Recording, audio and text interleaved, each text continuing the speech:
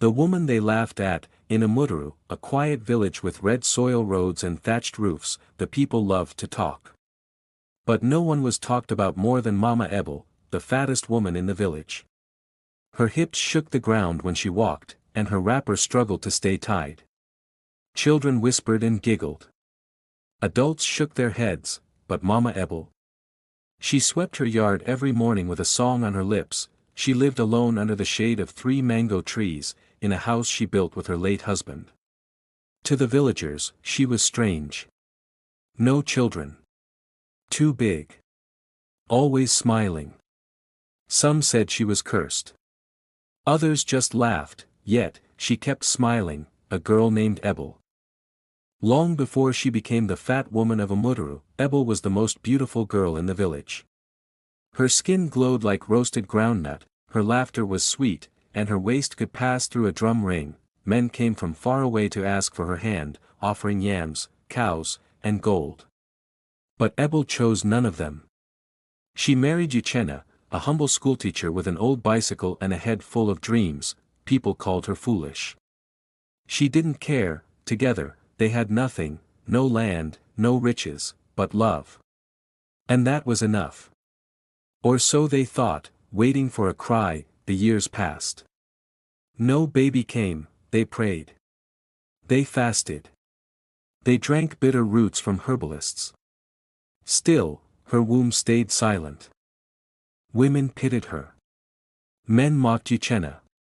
A tree without fruit, they said. Ebel began to eat, not in greed, but in sorrow. Her belly grew. Her arms thickened. Her body became the very shield that hid her pain. Then one rainy season, Uchenna fell sick. Malaria took him quickly, and Ebel was alone. The fire that didn't die, everyone thought she would crumble.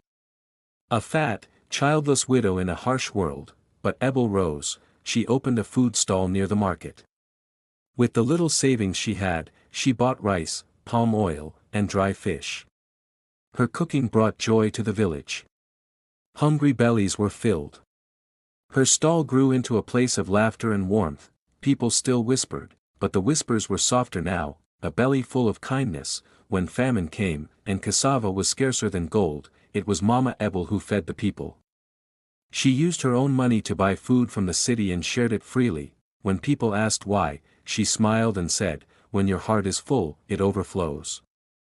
She became the mother of the village, the woman the children ran to, the one who never turned anyone away. Mama Ukwu. They stopped calling her Mama Elephant. Now, she was Mama Ukwu, the woman of great weight. And not just in body, but in wisdom, in generosity, in spirit. She told stories under her mango trees. Children sat wide-eyed. Even adults came to listen. She taught them about love, patience, and how pain can be turned into purpose. A sunset smile, one Harmattan evening, as the wind carried dust and the sun dipped low like a ripe fruit, Mama Ebel laid down to rest. She never woke up, but her face wore a smile, peaceful, full, content. Her legacy lives. The whole village wept. They buried her beneath her mango trees, the very spot where her stories bloomed. Every year since then, the village gathers on her birthday. They cook her recipes. They tell her stories.